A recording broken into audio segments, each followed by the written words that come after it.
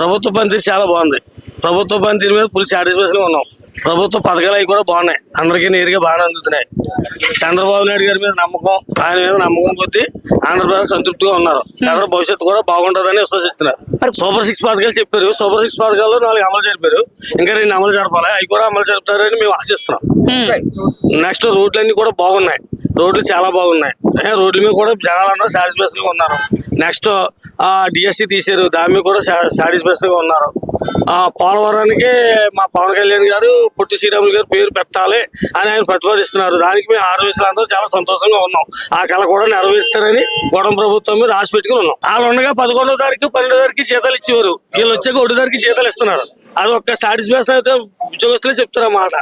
దాని కూడా చాలా బాగుంది, అవి కూడా బాగున్నాయి. ఆ పథకాలు కూడా ఉద్యోగస్తులు కూడా చాలా సాటిస్ఫాక్షన్ గా ఉన్నారు. ఆ విషయంలో రాబోయే యువత కోసం, భవిష్యత్తు భావి తరాల కోసం వీళ్ళని మళ్ళీ కోరుకుని ఈ యొక్క అవకాశం ఇచ్చి కూటమి ప్రభుత్వాన్ని కొనసాగిద్దాం.